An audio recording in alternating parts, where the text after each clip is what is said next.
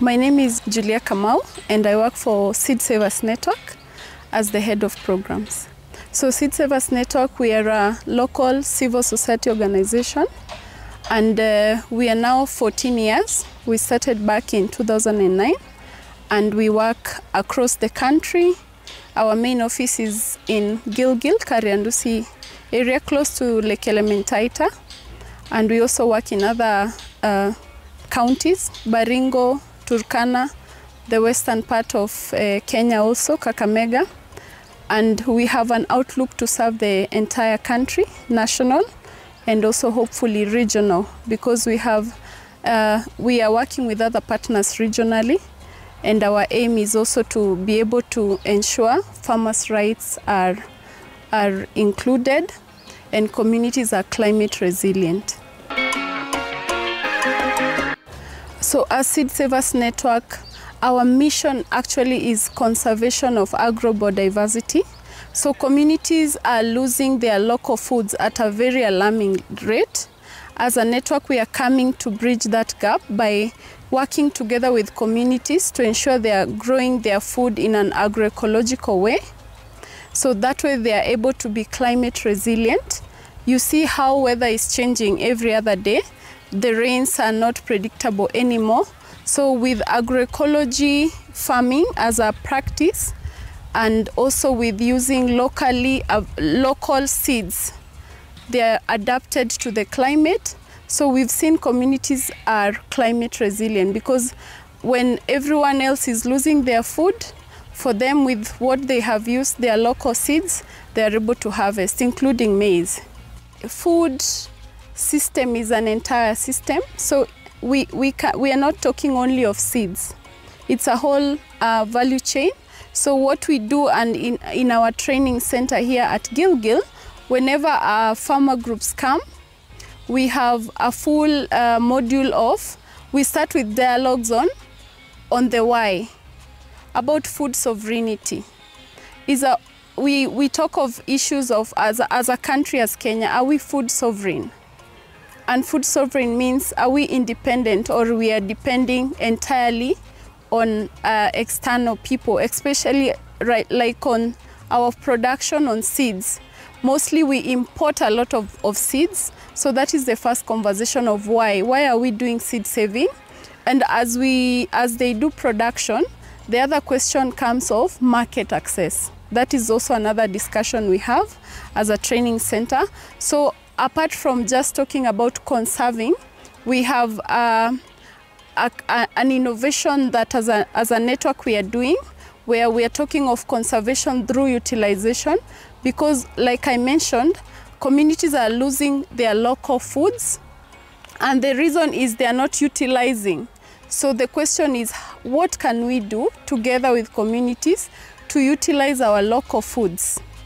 So that is why as a network, we've come up with an initiative where we are doing incubation of small enterprises that are geared towards, they are focused on local foods.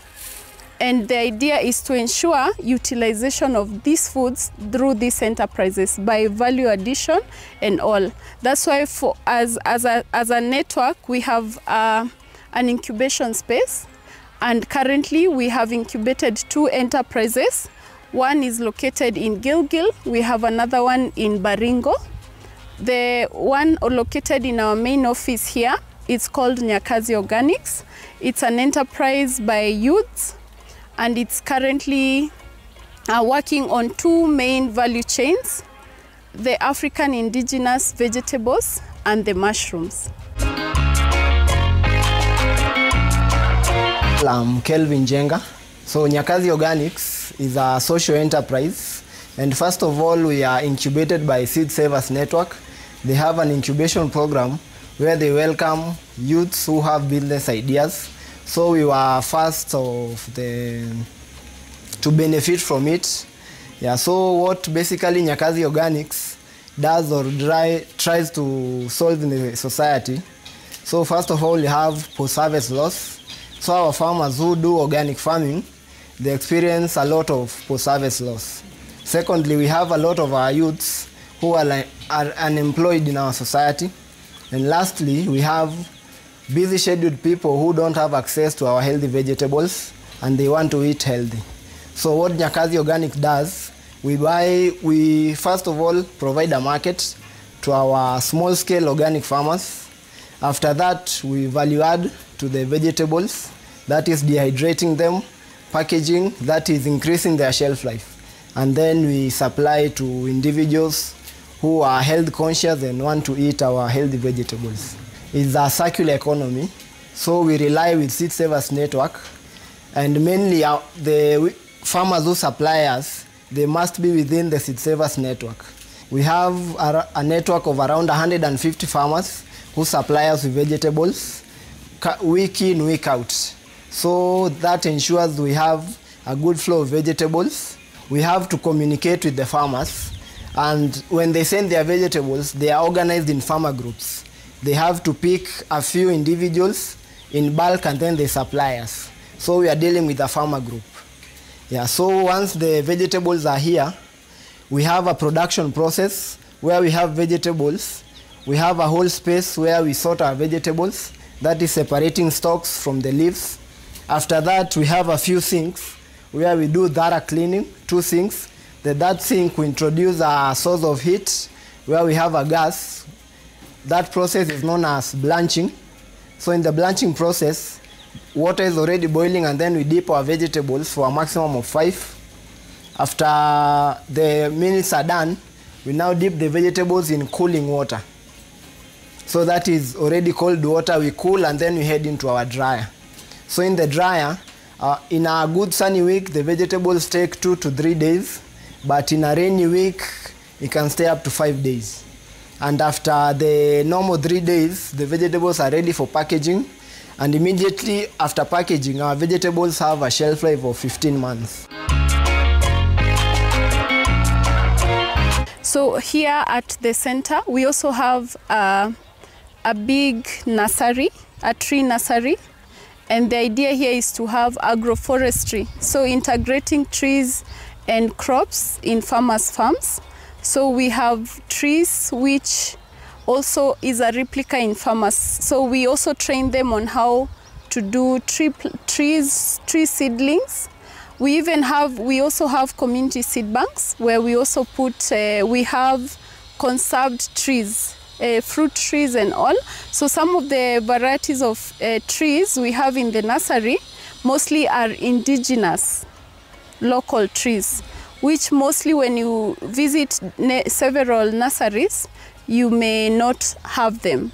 And we have taken even initiative to see how nurseries in Kenya could increase the population of indigenous trees. So these indigenous others are medicinal and very key in our Kenyan context. So for example, we have for the nursery, the fruit trees, we have the indigenous avocado tree.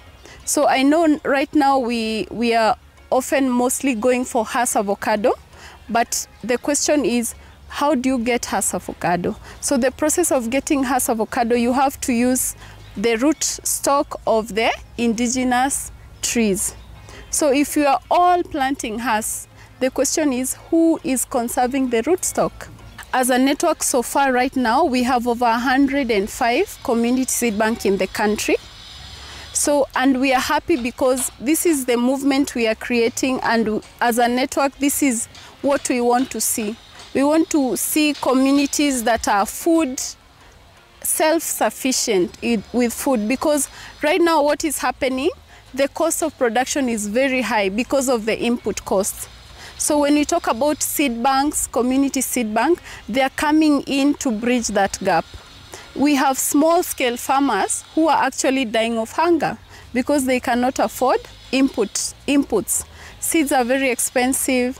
So as a network, the seed bank has come to as a tool, and a tool to bring communities together. A tool also for sharing knowledge, the generational gap. We are seeing that young people are now understanding that we are able to preserve our own local food, our own seeds. So the many different, over 100 varieties of beans, you cannot find them in the normal shops. But in the community seed bank, if you want to eat any color of beans you can think of that you may not have seen, you're able to find it in a community seed bank. And we have seen communities are becoming resilient right now. They no longer depend on, like I think last planting season, like in Nakuru, they were looking for seeds and they were not even available at shops. But we saw, because they are community seed banks, people had access to the seeds and they were able to plant. So if you are not in a network with a community seed bank, you are really suffering as a farmer. So we are seeing the transformation that community seed bank are doing, and we hope we shall have more. Nyakazi already has a big potential. We have seen that there is a big demand of frequent travelers to carry some taste of home by having the amaranth, the black nightshade, the sagas with them as they travel outside. So Nyakazi is not yet exporting, so part of that could come in as support to support them. So as a network, we have been able to provide them a space for production and a space for also visibility. So they've been able also to venture into mushroom farming and into mushroom drying, so they are able to have farmers aggregated, and also mushroom is a lucrative space, and we are seeing even farmers within the network are getting extra income and economically advanced. So Nyakazi is playing a very key role. It's also employing so many young women and men, so it's creating employment for the youth. I think so every other week we have at least 5 young people working at the enterprise. So that is already employment created. So the potential is very big, and the support could be now to help them get through the certification process to finalize. That is what is pending for them, and also be able to reach export market. So that could be one of the things for them to scale and be able to reach bigger and wider markets. We have a specific target market, so that involves health-conscious individuals who live in urban centers, who don't have access to the vegetables, or they don't have time to go to the market and fetch their favorite vegetables. So first of all, that's our target market. And our market at the moment, we are currently at more than 500,000 in sales, and we have been in business for 2 years. So that's a milestone for us. Yeah, so in the future, maybe we are looking forward to exporting our products, into the export markets. Our slogan is our seeds, our food, our future.